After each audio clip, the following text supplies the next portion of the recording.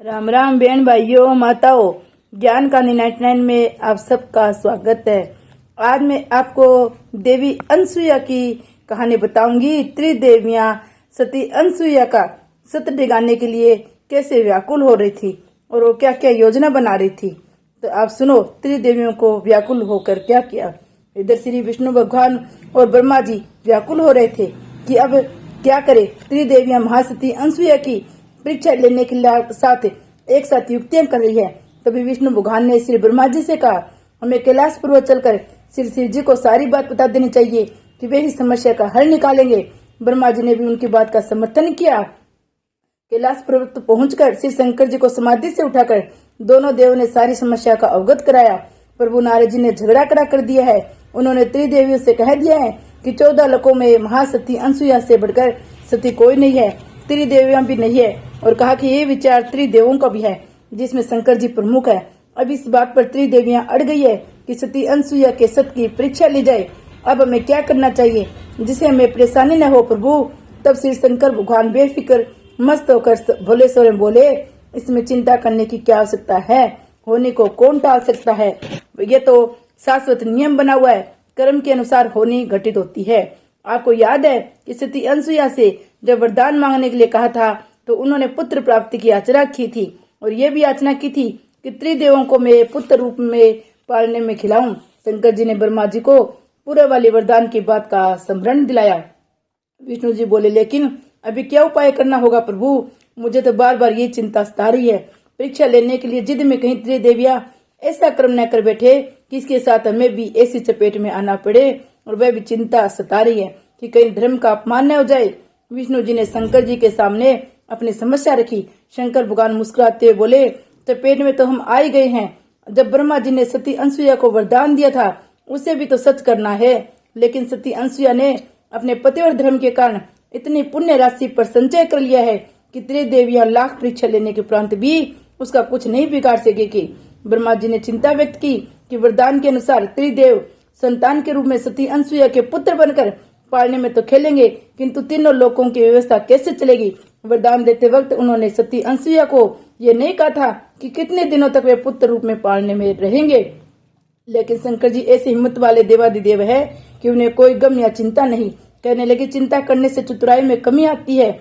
ये नियम नर नारायण सभी के लिए है, कोई ऐसी समस्या नहीं है जिसका समाधान न हो, फिर हम चिंता क्यों करें। वे समय के साथ समय सब कुछ ठीक होता चला जाएगा। विष्णु जी आप भी तो कुछ राय व्यक्त करें। विष्णु जी बोले, घबराहट के कारण मुझसे कुछ नहीं होगा प्रभु, घबराहट ने सब कुछ छिन्न भिन्न कर दिया है। मुझे तो अपनी लक्ष्मी जी की चिंता है, वे बहुत चंचल स्वभाव की है। सरस्वती, पार्वती और लक्ष्मी अनसुईया के सत की परीक्षा लेने के लिए मुख्य भूमिका निभा रही है। शंकर जी चिंता करने की कोई जरूरत नहीं, सती के सत की परीक्षा भी हो जानी चाहिए। एक पर दो काज वाली बात हो जाएगी। त्रिदेवियां एक दिन स्वयं अनुभव करेगी कि वे गलती पर है। सती अनसुईया से क्षमा याचना कर हमें पुत्रवत रूप से फिर उसे प्राप्त रूप में पाएगी। इस प्रकार शिव जी द्वारा समझाने के उपरांत श्री विष्णु जी और ब्रह्मा जी चिंता मुक्त हो गए। तभी नारद नारायण नारायण करते हुए वीणा बजाते हुए पहुंच गए और बोले, आज मैं बहुत भाग्यशाली हूँ कि त्रिदेवों के दर्शन एक साथ कर रहा हूँ, लेकिन मेरे हृदय में ये प्रश्न उठ रहा है कि आखिर बात क्या है। त्रिदेवियां एक तरफ एकत्रित होकर विचार विमर्श में लीन रहती है, त्रिदेव भी दूसरी जगह एकत्रित होकर चितित दिखाई देते हैं। मैं विष्णु लोक गया तो वहां न विष्णु जी के दर्शन हुए न माता लक्ष्मी जी के।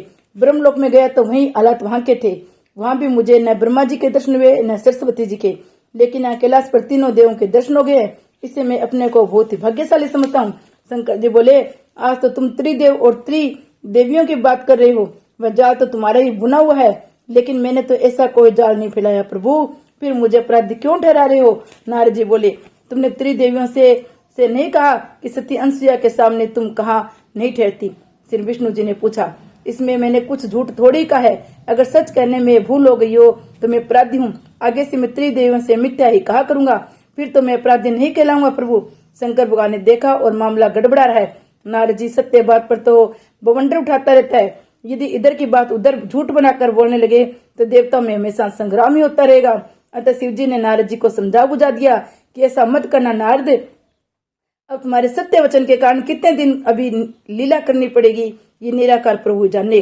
लीला तो करनी पड़ेगी। क्या ब्रह्मा जी अपने वरदानों की बात भूल गए हैं? सती अनसुईया के पालने में बालक बनकर खेलना होगा।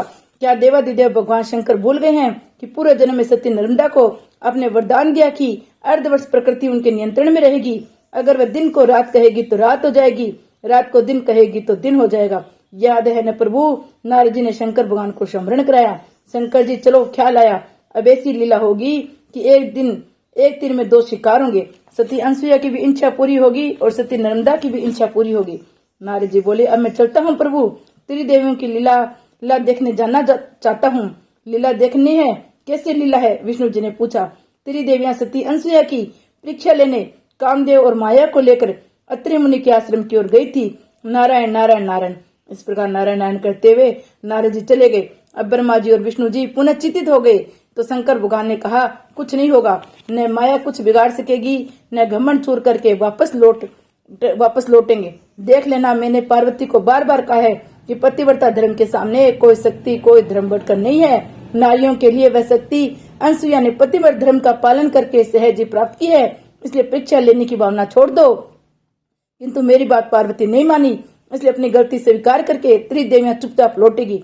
अब जब परीक्षा लेने के लिए जा चुकी है तो मैं क्या करना चाहिए? अच्छा हुआ स्वयं ही सती अनसुईया का पतिव्रत धर्म के बल को देख लेगी। इस तरह भगवान शंकर ने विष्णु जी और ब्रह्मा जी को समझा बुझाकर विदा किया और शिव समाधि में लीन हो गए। अब अनसुईया जी की परीक्षा लेने के लिए तीनों देवियां वहां पहुंच गई।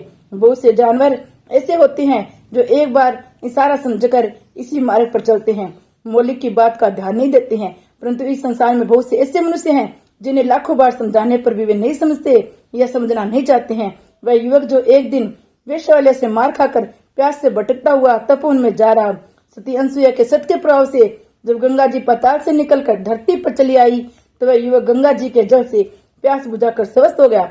कुछ दिन तो वह अपनी बुरी आदतों से दूर रहा, परंतु बाद में पुनः अपने पुराने ढंग में बदल गया। इस प्रकार कुछ सालों से ही वह युवक वर्द जैसा हो गया। इसमें चलने की भी शक्ति नहीं रही थी, इसलिए लाठी के सहारे चलता फिरता भीख मांगकर गुजारा करता था। लोग उसे खूब गालियां देते और चिढ़ा देते कि तू पाप भोगने के लिए पवित्र है, इससे पास जमीन जायदाद इस वेश्या पर खर्च कर डाली, शर्म भी नहीं आती इसे भीख मांगने पर। भगवान ने ऐसा ही ठीक है, स्वर्ग नरक सब वहाँ है। सब प्रकार बेचारा नवयुवक तो ताने सुनाता हुआ देवी देवताओं के मंदिरों में जाकर एकांत में सच्चे हृदय से पश्चाताप करता, कभी गंगा जी जाने वाले रास्ते में, कभी मंदिर जाने वाले रास्ते में किनारे बैठकर भी भीख मांगा करता। तीर्थयात्री पुजारी जो कुछ अन्न वस्त्र या उसे फेंक देते उसे ईश्वर का प्रसाद समझकर खाता और गंगा जी का सवज जल का पान अपने लिए ही पश्चाताप करता। श्री लक्ष्मी जी, सरस्वती जी, पार्वती जी क्रुद्ध हो गई क्योंकि उन्हें उससे अपने कार्य की सफलता नहीं मिल रही थी। त्रिदेव अभी तक सती अनसुईया की परीक्षा लेने में साथ नहीं दे रहे थे। भ्रमण करते त्रिदेवियों ने जब कोई कौटियों को देखा तो सोचा कि सती नर्मदा के उपयुक्त वर ढूंढेगा। लक्ष्मी जी बोली, सरस्वती बहन तुम ठीक कहती हो, सती नर्मदा की भी परीक्षा हो जाएगी, चलो स्वर्ग का सुख भोगने। सरस्वती जी ने कहा, ये भी भला भूलने की बात है, नर्मदा वर प्राप्त करेगी तो इसे युवक को ही। पार्वती जी ने कहा, अब अत्रि मुनि के आश्रम की तरफ चलना चाहिए। अत्रि मुनि बद्रिकाश्रम जाने को तैयारी कर रहे होंगे, तब हम तक वहाँ अनसुईया के हाल चाल देखेंगे। सरस्वती जी ने कहा, नहीं दीदी, अभी वहाँ जाना ठीक नहीं होगा। एक तो अत्रि मुनि प्रचंड तपस्वी भूत भविष्य को ज्ञान रखने वाले हैं, दूसरी बात वहाँ सती अनसुईया की किस तरह हमारे बारे में पता चल गया तो मामला चौपट हो जाएगा। सो हमें धैर्य से काम करना चाहिए। वहाँ अनसुईया जी की महिमा देखो आप। सती वहाँ त्रिदेवों का भोजन बंद करने के लिए और त्रिदेवों को मजबूर कर रही है कि आप परीक्षा ले लिए। पहले त्रिदेवियां खुद परीक्षा लेती है, फिर त्रिदेवों को भेजती है। अब बाद में बताऊंगी। श्री विष्णु भगवान की जय, सती अनसुईया की जय।